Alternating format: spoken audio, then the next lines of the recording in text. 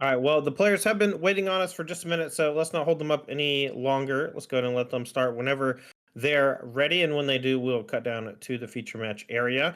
I too am looking forward to seeing some Emerald. I think Cusco is one of the scarier cards in the game, and Emerald Right. being able to ramp that out with early with something like just in time is pretty cool out of like an Amber build. But I haven't seen actually Emerald Steel before from Isaac Stanley. So I'm Oh, yeah, actually here we go. curious how this is going to work. All right, so on your left we have Zach Bivens playing Amber Steel. On your right, Isaac Stanley playing Emerald Steel, and we are ready to go. Isaac Stanley leads off here with Inks of Prince Eric and passes the turn. Yeah, so usually when Emerald is being added to a deck, it's to get some aggression in there, some high lore counts. But the steal might mean that Isaac is planning to be able to play a longer game with cards like Tinkerbell and Grab Your Sword as well. Uh, so hopefully Isaac will not be as weak to Zach's Grab Your Swords as maybe an Emerald Amber deck might be. All right, so both players here playing some characters. We have a Stitch New Dog from Bivens on one. Stanley plays a Flynn Rider on two. Doesn't challenge that well. Quests poorly against a 2/2. Here's a Prince Eric from Zach Bivens, and Isaac Stanley's going to need a little bit of help here. It looks like he's going to get dominated on board as it stands. Right. These two lore characters like Flynn are, great for pressure, but if that's all you have and your opponent just plays creatures on 1, 2, and 3, you can kind of fall behind. All Isaac right, is keeping up the pressure. here's a Cheshire Cat. We're going to bring that down and threaten to quest for two more and then trade for that Prince Eric. One thing that I'm not really so stoked about on Isaac Stanley's side of things is that Flynn Rider here just gets eaten straight up by the Stitch New Dog, and the Amber Steel deck actually has a lot of pretty weak like 4, 5s, and 6s that they don't mind discarding, and so I think this is a relatively clean eat here. Right. Especially we just saw exactly like that. Ariel picked up a Be Our Guest for free, and then Zach decided I don't really care about playing that song this game, so I can just discard it to this Flynn and keep ahead on board.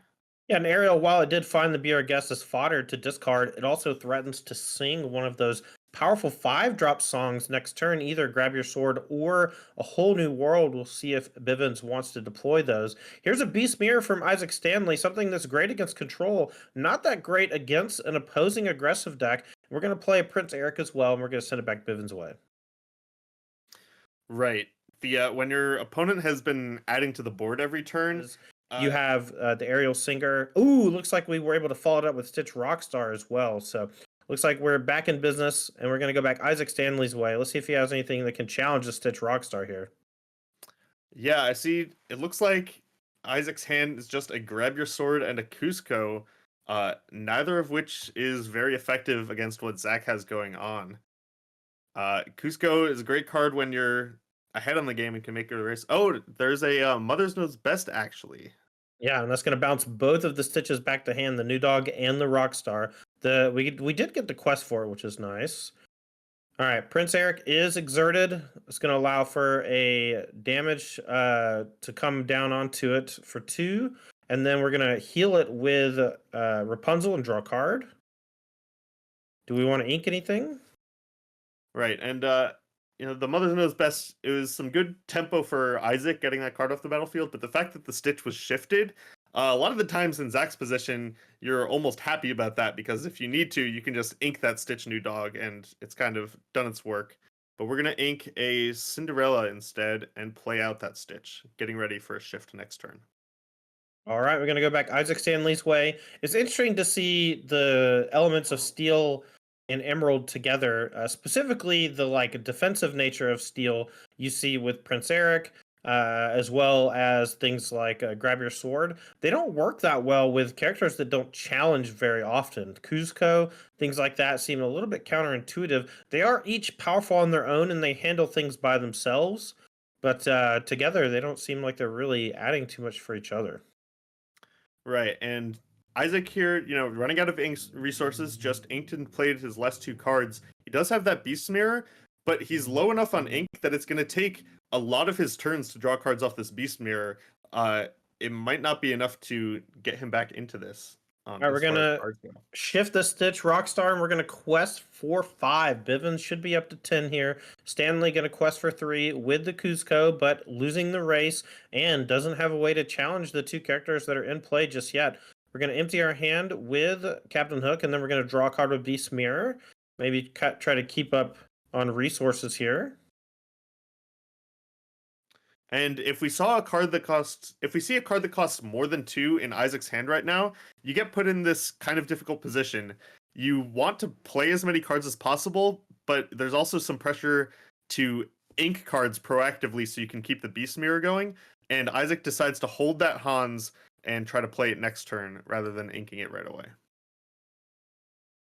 All right, Bivens here gonna play Simba and draw a card off the Stitch Rockstar's ability.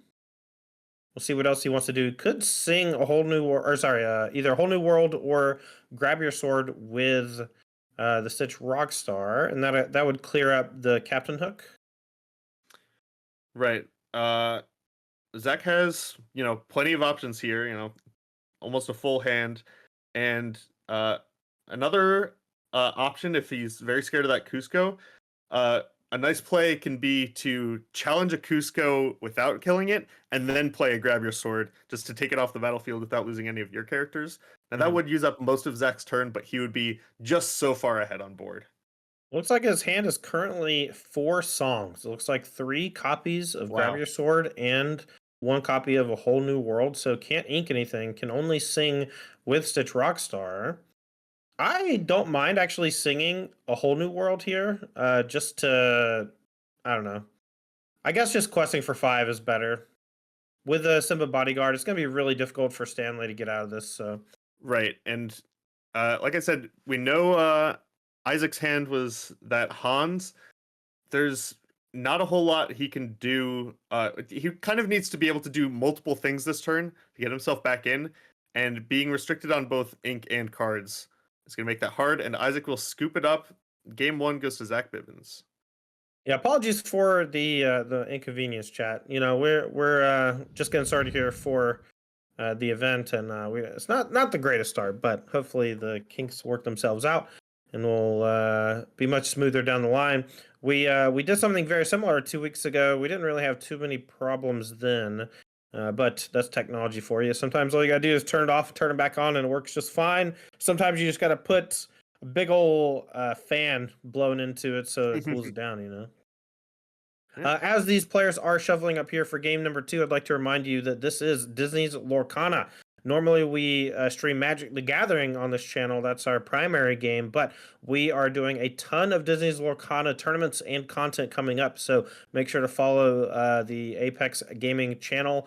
Make sure to also follow Lost Boys. The Lost Boys are on Twitter. You can find us at Lost Boys LOR. We do a weekly podcast as well as gameplay videos on Pixelboard.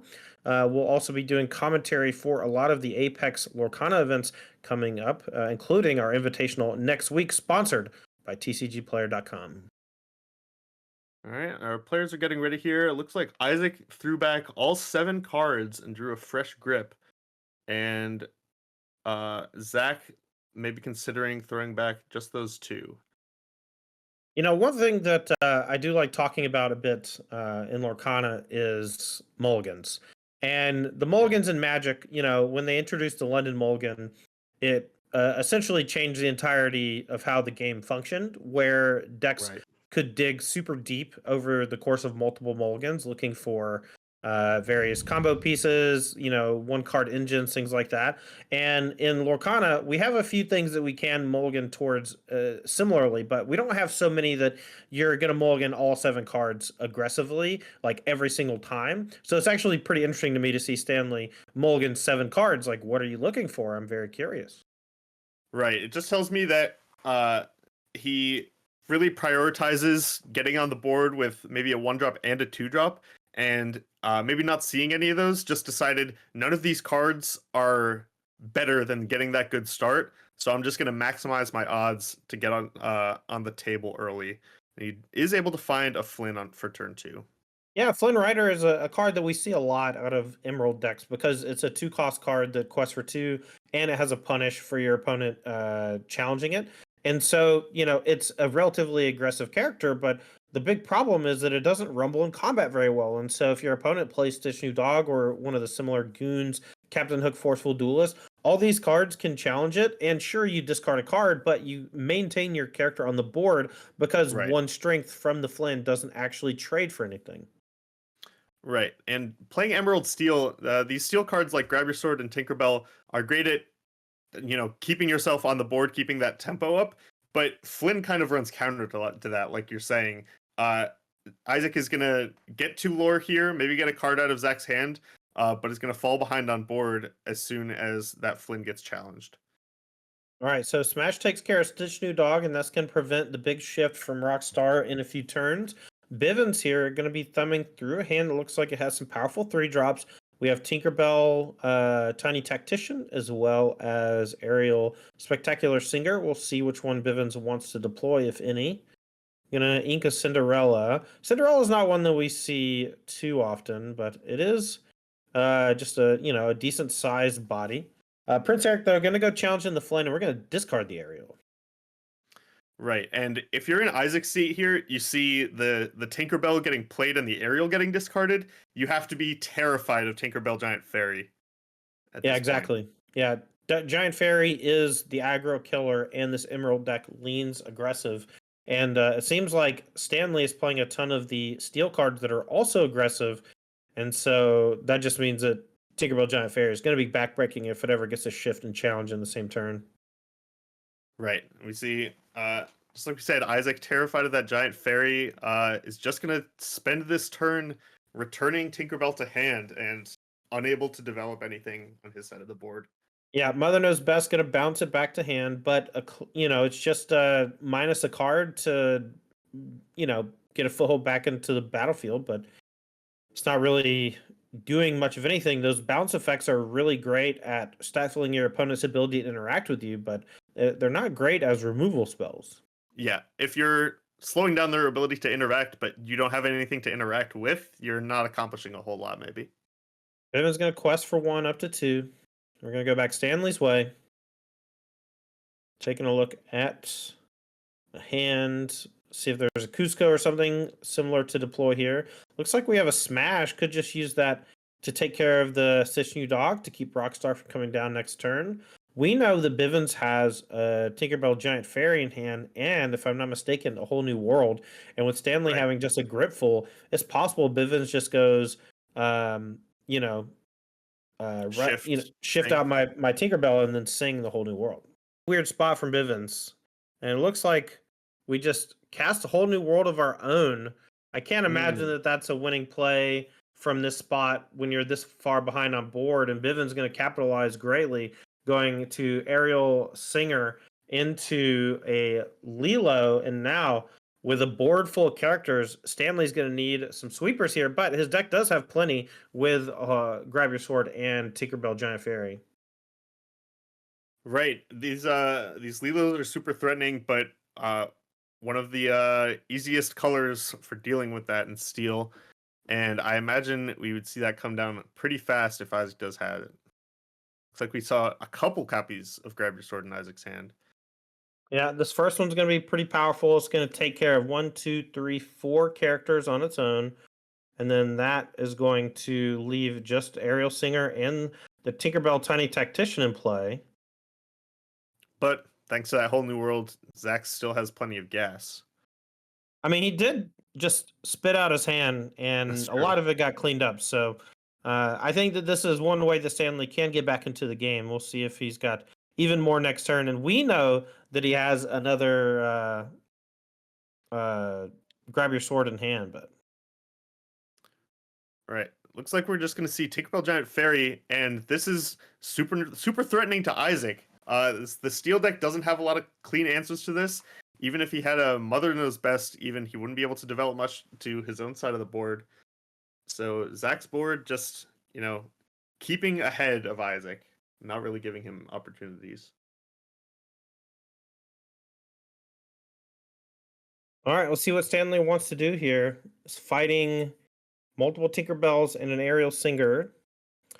Emerald not really well known for being interactive, playing defense.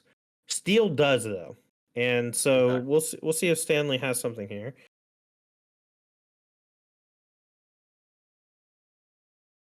Okay. John Silver. What's your So opinion on this card? um, I haven't seen it in play a whole lot, but it definitely it makes some amount of sense in a deck like Isaac's where you're an Emerald deck, but you're not trying to end the game as quickly, and you can maybe set up these boards where you're exerting a little bit more control over your opponent, uh, combining John Silver with the other cards, and it is just going to be a whole new world for free for Zach. All right, we're going to be singing A Whole New World, discarding 2 Grab Your Swords. Stanley with a Gripful going to be discarding 5 and drawing 7.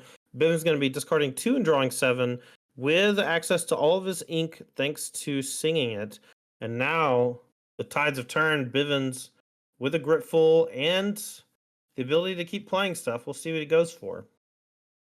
All right, this is always a lot of fun when you get to sing A Whole New World with plenty of ink at your disposal. The world's kind of your oyster. It's a whole new world, as I say. Maybe that's why they called it that. Probably. I think there was something in the movie about that. It's true. It's true. A whole new world. When was the last time you watched Aladdin? Um, Probably right around when Lorcana came out. I was watching a bunch of Disney movies at that time, honestly. Nice. Yeah, I've watched a few since I started playing Lorcana. And Aladdin's next on my list. We were gonna watch it yesterday, but we got too ingrained in playing Hearthstone Battlegrounds.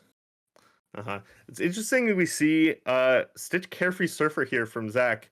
Does get to draw 2 cards off it, but Zach already had a full grip, so investing 7 mana in this card is not exactly what I expected. But one important thing is that that Stitch Carefree Surfer does have 8 willpower, which for a steel deck is extremely threatening. It's a lot of willpower. Yeah, and this John Silver is just gonna keep that Tinkerbell from questing. Yeah, Or is Tinkerbell doesn't like questing too much, though. You know, it's more into smashing and dealing extra damage. Yeah, the John Silver does line up fairly well though with Reckless. If Isaac doesn't have any exerted characters, this Tinkerbell is just going to have to run straight into it. And since it's not banishing the John Silver, unless Zach sends the Stitch in as well, the Tinkerbell might not get any bonus damage off. Could have something like another Tinkerbell Giant Fairy to play pre-combat, and that would allow trade and then deal 2 to the Tinkerbell Tiny Tactician.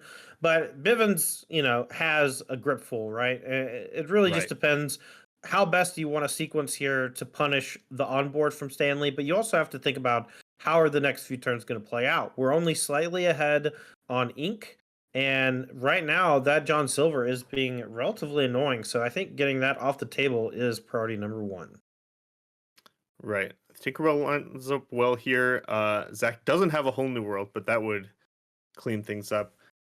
Plenty of inkable cards in Zach's hand.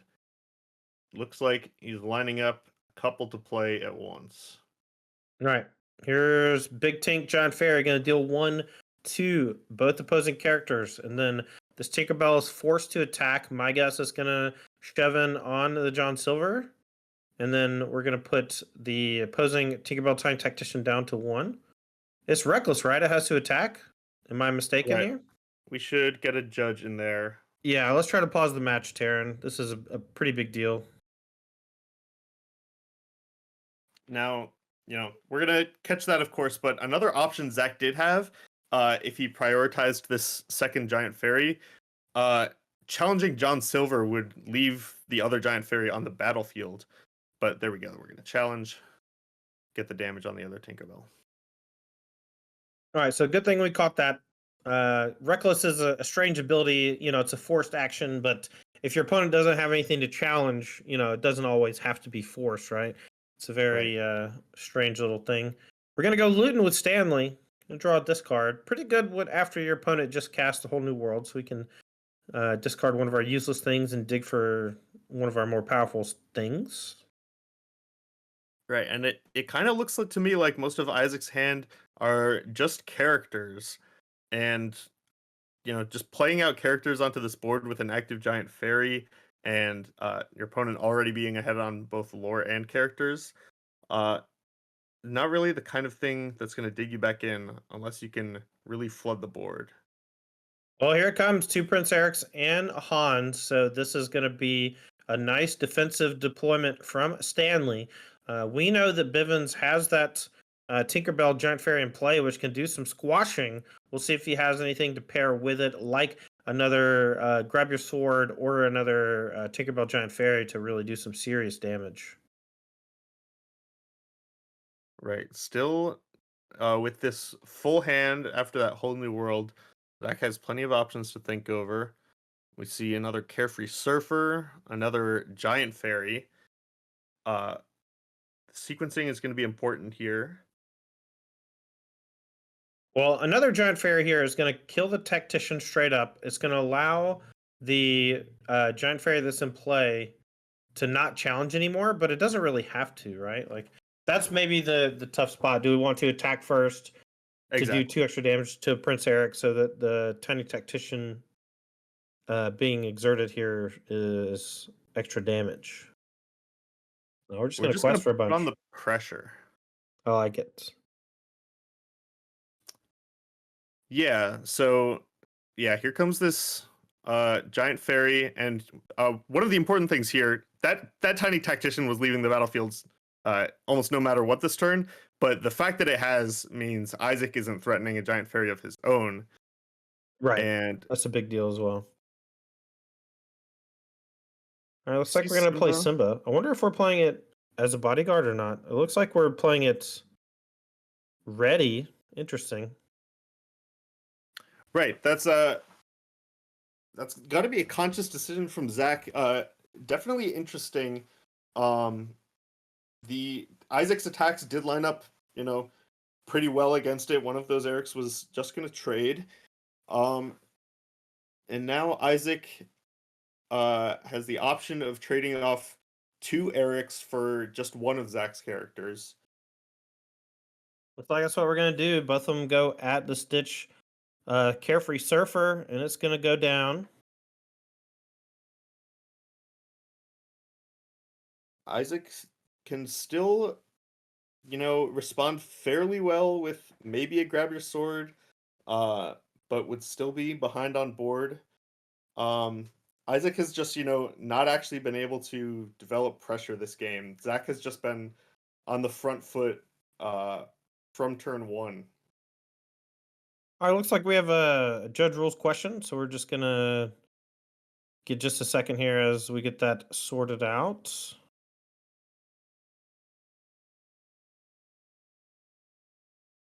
All right, but these 2 Erics trading for the Stitch Carefree Surfer, Bivens is extremely close to just winning the game next turn.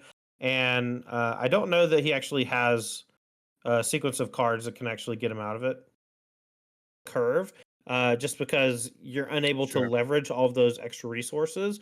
That's one of the reasons why I don't usually play Carefree Surfer in my builds either. Just because it costing 7 and me playing a whole new world is just a little bit counterintuitive. Right. So we see Hans take care of that Prince Eric. Zach's still with enough lore on the battlefield to win. Isaac may be able to stave things off for one more turn. I think we have a Mother Knows Best, and if we have Mother Knows Best, that is essentially the only way we're not dead here. Because if we pass the turn, we're just questing, right? So, all right, well, there it is. We're gonna pass the turn back, and Bivens is gonna be 1-0 to start the Invitational Qualifier here at the Apex Gaming Home Store in Caldwell, Ohio.